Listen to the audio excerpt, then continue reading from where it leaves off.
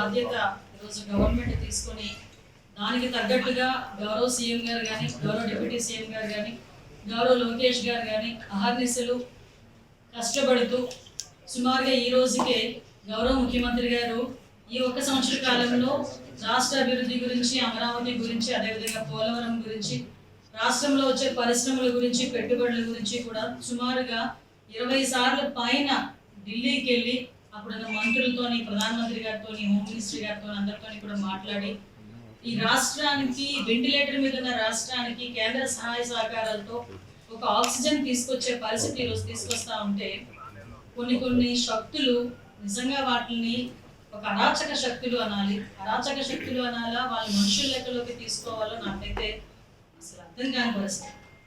నాకు నిన్న ఒక పోస్టింగ్ వచ్చింది.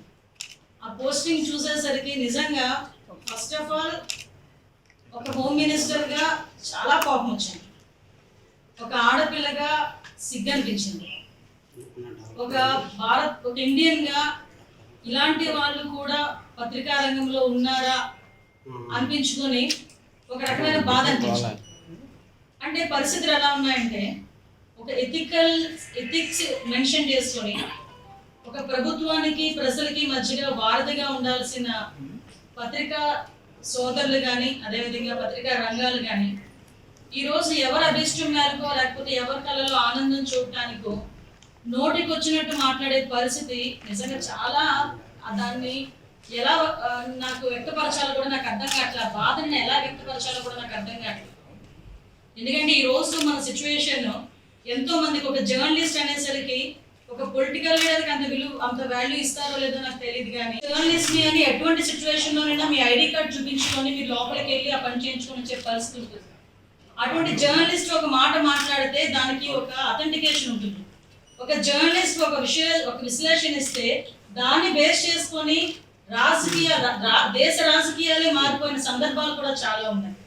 అటువంటి వ్యక్తులు ఒక అసోసియేషన్, ఎడిటర్స్ అసోసియేషన్ ప్రెసిడెంట్ గా ఉన్న వ్యక్తులు ఒక సాక్షి ఛానల్లో కూర్చొని అమరావతి గురించి మాట్లాడారు, అంటే అమరావతి మహిళల గురించి మాట్లాడారా, రాష్ట్రంలో ఉన్న మహిళల గురించి మాట్లాడారా, ఆ రకంగా అన్నది పక్కన పెడితే ఇది ఆంధ్రప్రదేశ్ రాష్ట్రం తాలూకా గౌరవాన్ని భగ్నం పరిచే విధంగా ఈరోజు మాట్లాడతాం. నేను ఎందుకు ఈ మాట చాలా క్లియర్గా చెప్తానంటే ఈరోజు సాక్షి పేపర్ ఎవరిదో మనందరికీ తెలుసు. సాక్షాత్తు ఎక్స్ సీఎం మా పులివెందుల ఎమ్మెల్యే జగన్మోహన్ రెడ్డి గారు వాళ్ళ భార్య భారతి రెడ్డి గారు. సో అక్కడ కూర్చొని అమరావతి గురించి అలాంటి మాటలు మాట్లాడడం నాకు తెలిసి వైసీపీ వాళ్ళు కూడా హర్షించకూడదు, వాళ్ళు కూడా ఎట్టి పరిస్థితుల్లో యాక్సెప్ట్ చేయకూడదు. ఇది ఇంకొకటి ఏంటంటే అమరావతి అంటేనే జగన్మోహన్ రెడ్డికి ఒక రకమైన అక్కసు.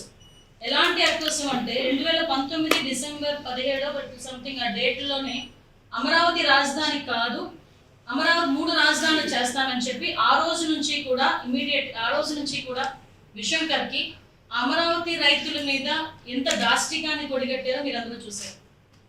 చాలా మంది మహిళా రైతులు అమరావతి గురించి మాట్లాడేటప్పుడు ఇప్పుడు మండలి మన బొత్స సత్యనారాయణ గారు ఆయన ఆ రోజు అదొక శ్మశానం అని మాట్లాడిన సందర్భాన్ని కూడా ఈరోజు గుర్తు చేయాలి.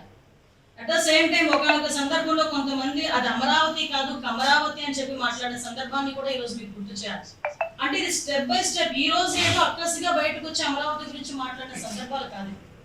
ఆ రోజు నుంచి వాళ్ళ అధికారంలో ఉన్న దగ్గర నుంచి కూడా అమరావతి మీద ఒక అక్కసి వెళ్ళగలిగి ఆ అమరావతి ఈ రోజు మన రాజధాని అని ధైర్యంగా చిన్న పిల్లోడి దగ్గర నుంచి పెద్దవాళ్ళ వరకు చెప్పుకోగలుగుతున్నారంటే కొన్ని వేల మంది రైతుల తాలూకా త్యాగం అంటే.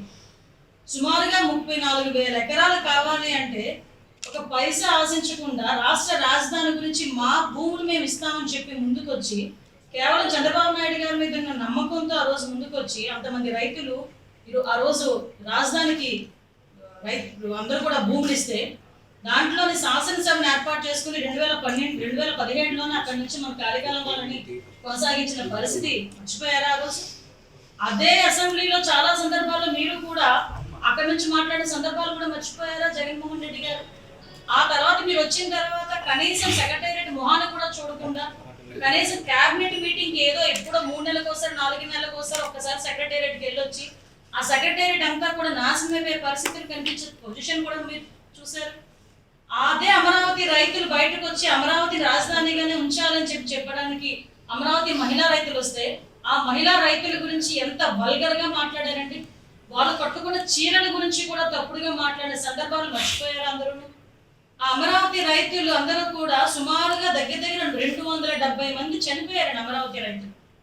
ఈ యాజిటేషన్ లో సుమారుగా 1630 రోజులు వాళ్ళు యాజిటేషన్ చేశారు.